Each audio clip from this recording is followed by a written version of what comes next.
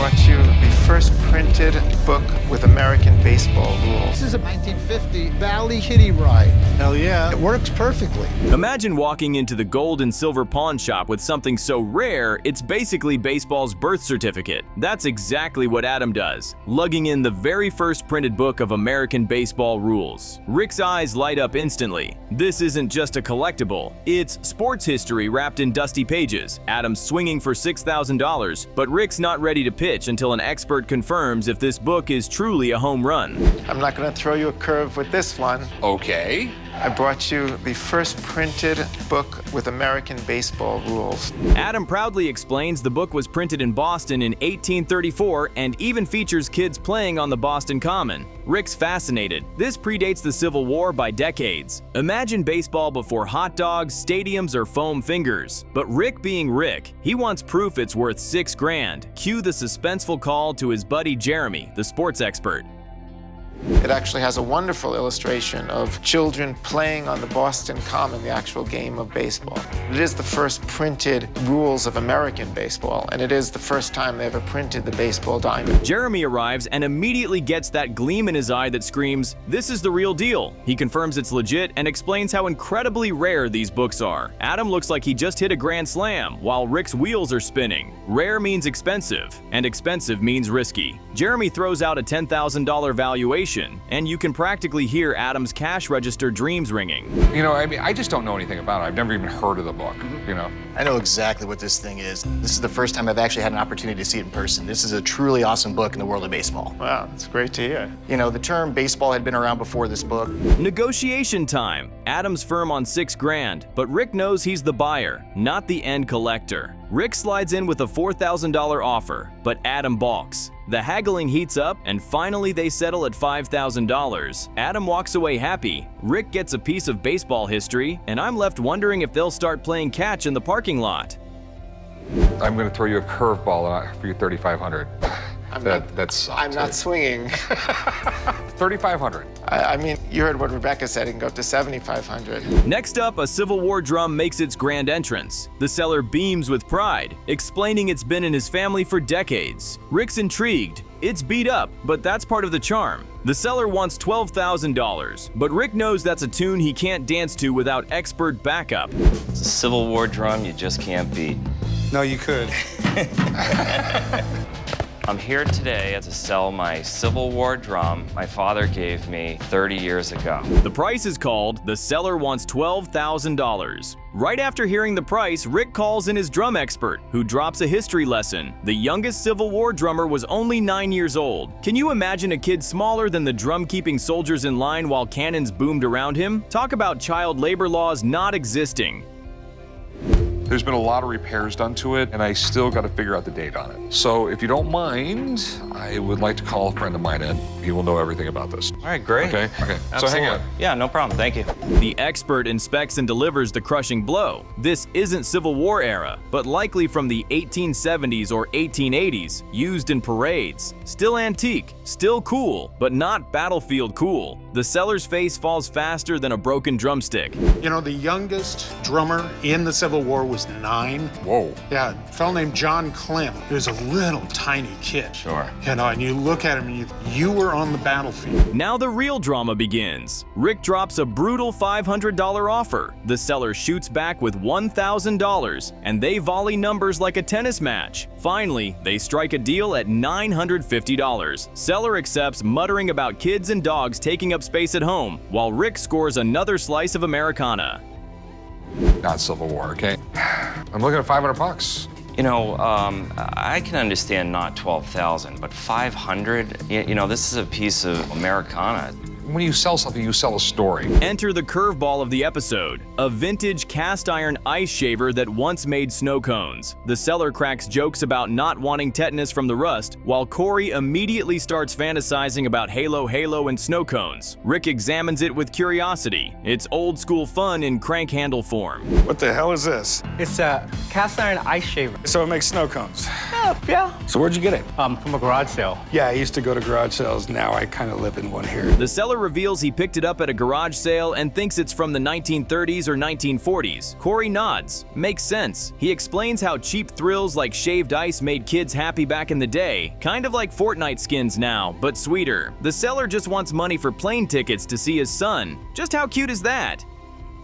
I don't actually. I found one similar online. It was from 1943. It's made in Japan, but it looked just like. That would make sense. I would say it's probably 1930s, 1940s. Corey asks what he wants for it, and the seller shoots for $900. Corey counters at $300 because, of course, this ice shaver sells a story. After some light back and forth, they land at $350. Seller walks out grinning. Cheap garage sale find turned into a plane ticket fund. That's the Pawn Stars magic.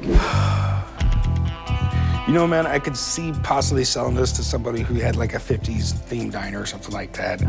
I don't see being able to get $900 out of it. Imagine walking into a pawn shop with a donkey. Not the animal, but a cast iron contraption that wiggles its tail when you flip a coin. Yep, the first big star of this episode is a turn-of-the-century cigar trade stimulator shaped like a donkey. The seller wants a hefty $4,000, and Rick's face says it all. That's high, but wait. Rick quickly adds, these things are highly faked. Can you feel the tension? What do we have here? We have a turn-of-the-century tobacco cigar store. The seller defends it with pride, saying it came from his Holocaust survivor parents' shop in the 1950s. Emotional backstory? Check. But Rick doesn't budge. He calls in an expert because when donkeys are involved, apparently you can't take chances. And honestly, the banter between Rick and Chumlee about dealing with asses every day has me cackling. Comedy gold. See the little tail there? See its ears? Yeah. All right, you definitely got tails. When the expert finally inspects it, the suspense builds. Cast iron, wiggle tail intact, cigar cutter still attached. It's looking good. But here's the punchline. It's real, but it's also inexpensively made. Translation? It's cute, but don't expect Ferrari prices. Rick offers way less, and the seller just can't stomach it. Negotiation collapses faster than a house of cards. Talk about messy. Yeah, trade stimulators, pretty popular. I mean, they made so many different ones. I mean, they made a little slot machine. Next up, history buffs, brace yourselves. A seller strolls in with a certificate of achievement for a scientist tied to the Manhattan Project, a guy who literally helped make the atomic bomb. He's asking $1,100, clearly dreaming of explosive profits. Rick, nerd mode activated, starts gushing about the thousands of people who worked on the bomb and how high the stakes were in World War II. You could cut this tension with a knife. Well, I have a historical document of a gentleman that helped develop the atomic bomb. But then reality smacks down harder than a nuke. Rick points out that tons of these certificates exist. His offer? A deflating $100. The seller, bless him, tries haggling. How about $1,000? Rick doesn't budge. Watching his hopeful face crumble is heartbreaking stuff. He leaves empty-handed, saying he'll try to sell it himself. Drama overload, folks. The government knew that if the Germans developed a nuclear bomb, we would lose. Chumlee finally gets his moment with a quirky item. Miniature string instruments from the 1950s. A violin, cello, and guitar so tiny they'd make Barbie jealous. The seller calls them salesman samples and wants $300. Chumlee's reaction? He jokes about them being pinky-sized. For once, his goofiness actually fits the moment perfectly. Chumlee inspects them with surprising focus, pointing out the velvet cases and fine details. Hello. Hi, how are you? I'm good. How you doing? Good. What do you have here? I have 3 string instruments, miniatures, violin. You can tell he's genuinely impressed. He starts negotiating like a pro, offering $200, then splitting the difference at $250. The seller agrees, and Chumlee celebrates like he just bought a Picasso. Honestly, the best part? His plan is to rub it in Rick's face. Peak Chum energy. The goal with these was really to make them as close to the original one that they were going to sell as they could. And then come the big guns, literally. A seller brings in an Ezekiel Baker prototype rifle from the early 1800s. Even Corey admits he's never seen one like it. The seller, clueless about its true value, throws out a wild guess, $12,500. You can see Corey's eyebrows shoot up like rockets. Suspense mode, engaged. It's a Baker rifle. It's a hand-me-down from my grandpa. You mind if I take a look at it? Yeah, absolutely. All right. Enter the expert Alex. He handles the rifle like it's a newborn baby, then drops the bombshell. This could be a prototype or custom-ordered gun. Translation: ultra rare. He estimates $15,000 if non-functional, $25,000 if it fires. Corey's eyes sparkle like dollar signs in a cartoon. But here's the kicker. The lever is loose, meaning they'll have to test fire it. Cue the drum roll. Can I pick it up? Absolutely. And that's about all I know. The seller's excitement is palpable. Imagine thinking you've got a $12,500 item and finding out it might be worth twice that. Corey sets up a test shoot for the next day, and honestly, even I'm nervous. If it fires, jackpot. If not, still valuable. But the drama is everything. Things got rocky quickly here, because nothing screams tension like, let's test this ancient gun. We gotta go shoot it. Do you mind meeting me out there tomorrow? It'd be really fun. Yeah, let's do that. All right, come with me. I'll give you the... Finally, the episode's Hollywood moment. A 1950s biker jacket personally owned by Marlon Brando. The seller swaggers in, even quoting The Godfather. "I'll make you an offer you can't refuse." Smooth move. He's asking a whopping $15,000. Rick practically drools at the idea. It's Brando, the original method actor after all. Well, my wife told me to come down and make you an offer you couldn't refuse. This is Marlon Brando's personally owned 1950s biker leather coat. The jacket comes with a letter of authenticity, and Rick notes it has real wear, not that fake distressed look. The seller argues it came from the Joe Franklin memorabilia collection. But Rick, ever the businessman, starts low, throwing out $8,000. The seller fires back with $10,000, tensions rising like a mob scene. Marlon Brando really was that amazing actor. I mean, he was basically the original actor doing like method acting. Rick holds his ground. $8,000 is fair. He reminds the seller that it was sold at auction a couple of years ago for about $11,000. Watching the seller weigh his options is priceless. Will he take the cash or cling to Brando's leather legacy? The way Rick leans in, calm but firm, you know he's not budging. Negotiation is an art, and Rick is painting a masterpiece. But this seller might beat him to it. Ding, ding, ding, sold at $8,500. I'm looking to get $15,000 for it. I'll give you $8,000. 10 grand? That's knocking down 5,000 from my asking. I'll give you $8,000. Imagine walking into the pawn shop with something so oddly specific that it turns heads instantly. A massive 1951 Excelsior Symphony grand accordion. That's exactly what one seller did. And the moment Rick laid eyes on it, you knew we were in for a ride. The seller valued it at $4,500. But Rick's skeptical eyebrow raise told us everything. This wasn't going to be straightforward. Cue the dramatic tension already. What I have here is a vintage 1951 Excelsior Symphony Grand Diamond Point. I came down to the pawn shop today to try and sell my grand accordion. I like to sell it today because it's just sitting around in my house and I could use the cash. The seller explained how his father originally received the accordion as a gift when he was being groomed for the Philharmonic. Instead of Mozart, though, Dad chose the Navy. Talk about a plot twist. Rick, trying to be polite, gave a crash course on accordion history, noting how it's basically a portable organ. The old man naturally wanted Rick to play it, and let's just say his attempt was more dying goose than French Riviera. When he turned 16, his parents bought this for him because he was being groomed to be in the Philharmonic. Okay. But he thought otherwise. When he turned 17, he left home and joined the Navy. Rick confirmed the instrument worked and was in surprisingly solid condition given it hadn't been serviced in a decade. The seller asked for $2,200. Rick, never one to sugarcoat, compared the accordion to himself. Old and not as sharp as it used to be. The tension broke when they agreed on $2,100. And honestly, that was one of Rick's smoother negotiations. The seller walked away happy. Rick walked away with a quirky piece, and we all walked away with sore ears from his playing.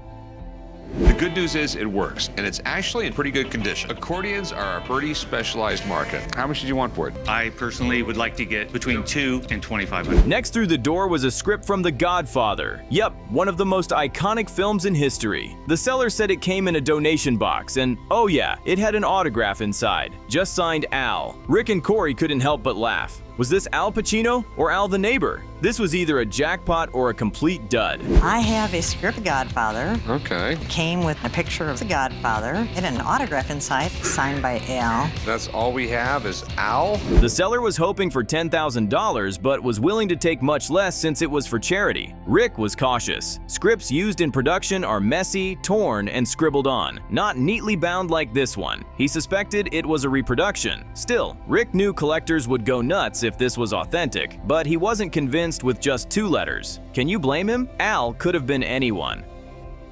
Bob, it cost me a lot, but there's one thing that I got. Ulcers? Ulcers, okay. Thanks, Al. If this was from Al Pacino to Robert Evans, I guess it could make it worth a little bit more. Rick decided to call in a document expert. The anticipation was real. If this was Pacino, we were looking at thousands. If not, it was basically a $5 prop. The seller insisted her gut said it was Pacino. After all, how many guys named Al signed Godfather scripts? Rick wasn't buying that logic, and honestly, neither were we. What do we got here? Script from The Godfather, signed by Al.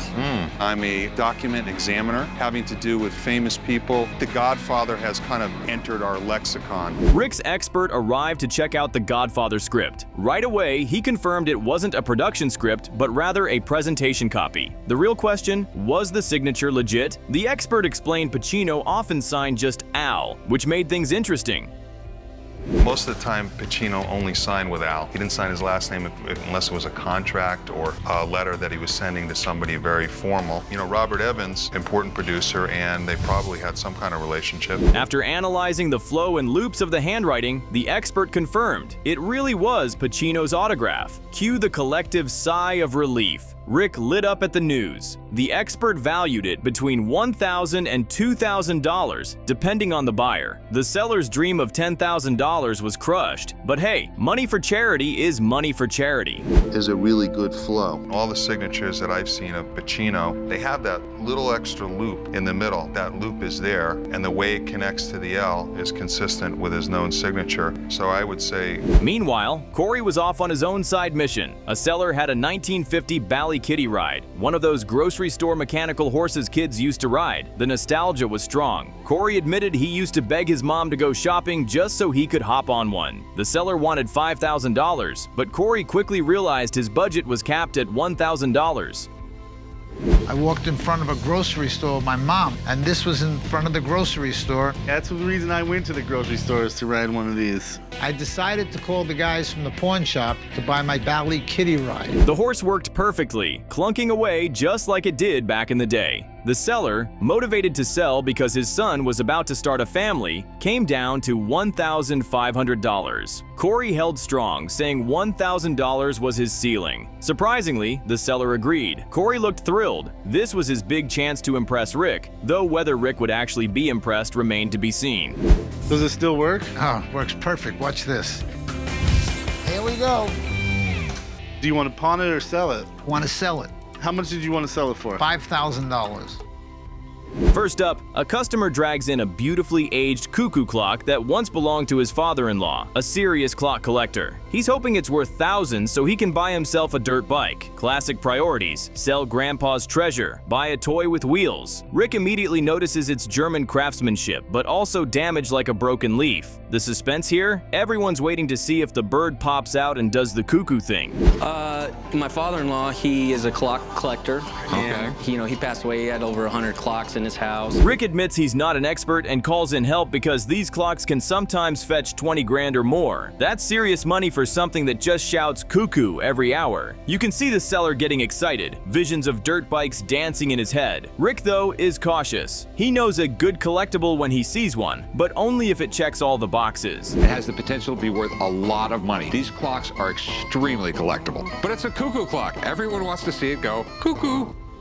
Then comes the expert, who examines the wood, movement, and craftsmanship. He confirms it's authentic Anton Schneider work, a name respected in clock collecting circles. But here's the kicker. The expert points out that the clock might be missing its most important feature, the cuckoo bird. They begin a search for it, and luckily for the seller, they find it. Excited when you called and said that you possibly had an antique tabletop cuckoo clock. I specialize in cuckoo clock. Now the hour is upon us all. Just how much will this deal cost Rick? After hearing that the clock could fetch $10,000 to $20,000, the seller thinks it's a fair deal to ASL for $6,000. But of course, Rick wasn't going to fall for it easily. He throws in $4,200 into the pit, and it flies. They have a deal. As it stands, it's worth $6,000. If I put another $1,500 into it, it might be worth $10,000. You know what I mean? I'll give you $4,200. Enter the old man's moment of glory, or grumpiness, depending on how you look at it. A customer brings in a milk glass thermometer from Belgium, complete with 3 different scales: Fahrenheit, Celsius, and Réaumur. Leave it to Chumlee to crack jokes about thermometer thingies. The old man, though, recognizes its 19th century craftsmanship and lays down knowledge like a history professor with attitude. This guy's got an old thermometer thingy, bobber, badoohickey, whatever it is. This thermometer is old, rare, and in great shape, but here's the punchline. No one actually collects these things. The seller wants $500. The old man offers $150. Tension fills the room. Could you cut it with a knife? Absolutely. The seller counters at $200, but nope, deal's dead. He walks out, determined to flip it online. His expression screams, "I'll show you, old man." Celsius and Fahrenheit. Vernier was developed in the 1740s, 1750s in France. How old do you think this is? The Vernier was used up to the late 1800s. Now the main course, the Paul Revere spoon. A man brings it in, claiming it was made by Revere himself, and you can feel Rick's energy shift instantly. This isn't just silver. It could be a chunk of American history. He inspects the patina, noting the rainbow sheen of real age. If authentic, it could be worth $10,000. Will this spoon stir up gold or just soup? It's a very special spoon. Okay. It was handed down through my family, and I was told that it was made by Paul Revere. It does say Revere on the back of it. Rick is excited but cautious. He knows Paul Revere silver has been forged for decades, and he's not about to throw money at a spoon without proof. He calls in an expert, and you can see the seller's nerves. His daughter's wedding depends on this payday. Talk about pressure. And if it was really made by Paul Revere, it's a piece of American history, and I can't begin to tell you how much I want it. Have any idea what it's worth? No. Okay. The expert arrives, examines the spoon, and confirms it's the real deal. Paul Revere actually made this. The seller's eyes light up, Rick's grin spreads wide, and the room suddenly feels electric. This isn't just silverware, it's a slice of revolutionary America. The expert estimates its value in the thousands, and the seller's thinking, hello, wedding funds. Well, it says Revere anyway. Could be Bob Revere, I don't know. There are a lot of fakes and reproductions, so you have to be extraordinarily careful. But now comes the negotiation. Rick knows he has to make a profit, so he throws out an offer much lower than the expert's top estimate. The seller winces. Wedding bills don't pay themselves, but she's stuck in that classic Pawn Stars dilemma. Take a sure thing or gamble elsewhere. The tension is so thick, you could cut it with the very spoon in question. So I would estimate it to be somewhere in the vicinity of $12,000 to $18,000. Still on the spoon, the episode's shining star. Rick and the seller finally settle on a price. It's not the $10,000 dream number, but it's a solid chunk of change. Rick looks thrilled. The seller breathes a sigh of relief. And honestly, we're all just sitting here amazed that a piece of Paul Revere's silversmith work just traded hands in a Vegas pawn shop. Cue the imaginary drum roll. This was history. Bought and sold. When I sell it, I'd love to see 15 grand. Hey, come on here. Let's tap dance a little bit here. You mean 8 grand? Just when you think the shop's seen it all, another customer strolls in with what looks like a Frankenstein archery bow, a hybrid between a compound and a recurve. He admits it was cool wall decor, but now wants to cash in. Rick eyes it skeptically, already smelling rare but worthless. I bought a bow. Does it look dangerous? It is indeed. All right, what are you concerned with it? I can't find anything about it on the net. The seller insists it's valued between $400 and $500. Rick counters with $50. The man's face says it all. Disbelief mixed with a splash of insult. He fires back, asking for $300, but Rick won't budge. He reluctantly offers $100 max, take it or leave it. After a tense pause, the seller caves. Sometimes pride has to take a back seat to gas money. I would probably say about $300 in its current condition. Okay, I didn't do that bad then.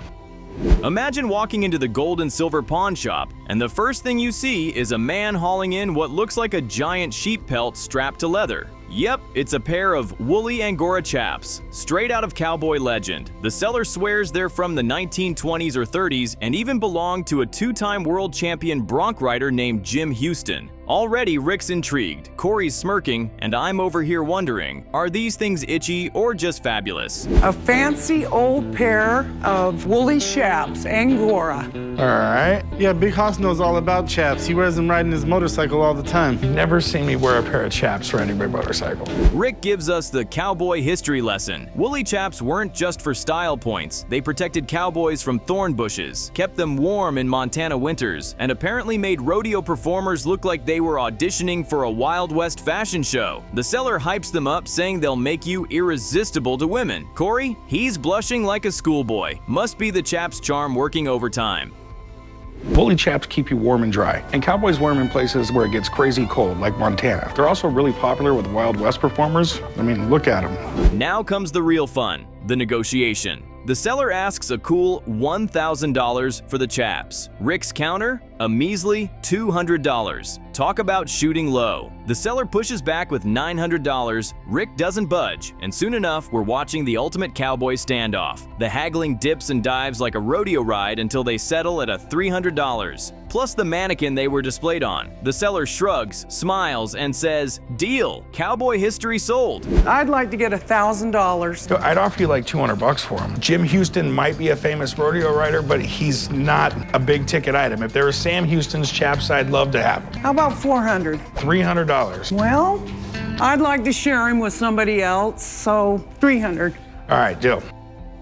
No time to rest because the very next scene, Chumlee strikes again. He's trying to sell a 5-string bass guitar, but instead of sticking to facts, he tells a customer it was played live by Flea from the Red Hot Chili Peppers. My jaw hit the floor. Even Rick has to step in and save the day, clarifying it's just a dusty old bass no rock star has ever touched. Chum's sales strategy? Straight up fiction. You're looking at this bass, man. Actually, if you ever heard of the Red Hot Chili Peppers? I have. You know Flea, one of the greatest bass players ever? Definitely, man. He actually played that guitar live in concert. The customer is understandably confused, probably debating whether he wandered into a pawn shop or an improv comedy club. Rick quickly cleans up Chum's mess, offering the bass at $250, but the guy passes. Rick scolds Chum. Lying to customers is bad for business. Chum shrugs it off, saying it's the only way that thing will sell unless Jimi Hendrix himself signs it. And folks, that sparks Rick's wild idea. All right, well, let me think about that. All right, shop around, man. I got a lot of other stuff in the store. Appreciate it. Chum might think it's funny to make up stories, try and sell stuff. That's not how we do business. It's bad for our reputation. Rick tells Chumlee to take the bass to a Def Leppard concert at the Hard Rock, and somehow, using his ninja-like skills, get it autographed. Corey rolls his eyes. Rick looks relieved just to get Chum out of the store, and I'm thinking, there's no way this ends well. Chum insists he's got this. Translation? He's probably headed straight for the pool. Def Leppard's playing over the Hard Rock. Why don't you grab that bass, go over there and have him sign it? Really? Use your ninja-like skills, go backstage somewhere and get him to sign it. And boy did he make it there. Chum actually sneaks backstage at the Def Leppard concert, bass in hand, looking like the most clueless paparazzi ever. After a few awkward exchanges, he somehow pulls it off. He gets the bass signed by the band. Did anyone else's jaw drop? Chumlee actually did it. Rick sent me out to get a guitar signed by Def Leppard. Usually I'm pretty good at stuff like this, but I've been striking out all morning. Back at the shop, Chum waltzes in like he just conquered the music world. He proudly shows off the newly signed bass, and even Rick is impressed. Suddenly, that dusty $250 guitar is a collectible worth a whole lot more. Chumlee, for once, might have actually saved the day. Rick admits it was a good call, and honestly, this might be Chum's greatest victory yet. Rick sent me out to try to get Def Leppard to sign this guitar. So were you actually able to track down anyone in Def Leppard? Well, I didn't have anyone in Def Leppard sign it. Then comes one of the coolest items of the episode. A seller brings in a rare poem supposedly written by Nikola Tesla. Yes, Tesla, the genius inventor who gave us alternating current, radio, and radar, apparently dabbled in poetry. Rick is floored because Tesla artifacts are like holy relics of science. The seller claims Tesla wrote it after a feud with Thomas Edison, which honestly makes the nerd in me giddy. Nikola Tesla, a very rare poem written by Tesla. I did not know he was a poet. He was like one of the greatest engineers ever. This is a poem that Tesla wrote right after he had his first big argument with Thomas Edison. Rick is hooked, but cautious. A Tesla poem? That's a collector's dream, but also a prime candidate for forgery. The seller wants $5,000. Juar, and Rick decides it's time to call in Steve Grad, the handwriting expert. Cue the dramatic buildup. If this thing is legit, we're talking serious money and serious bragging rights. Okay, so let's see what it says. Poetry does not pay better. Try to make hay, mind the sophomore, and bother me no more. Steve shows up, and you can practically feel the tension. He inspects the ink. Real, not printed. He compares signatures side by side. Looks authentic. Steve even notes how Tesla's signature varied slightly over time, but all the quirks line up. Rick's face lights up like a kid at Christmas. Steve delivers the verdict: it's genuine. Tesla really wrote this. Talk about a jaw-dropping confirmation. Absolutely. I mean, Tesla was the man. I mean, from an early age, he could solve problems in a day or two that people would take, probably years to do. And he was just on a genius level. I think he was off the charts. Now it's negotiation time. The seller still wants $5,000, but Rick, being Rick, offers $2,500. The seller pushes back. Rick climbs slowly, and after some tense back and forth, they strike a deal at $4,000. Rick beams. He just scored a piece of Tesla history. Meanwhile, I'm yelling at my screen, imagine owning Tesla's shade poem about Edison. That's petty genius at its finest.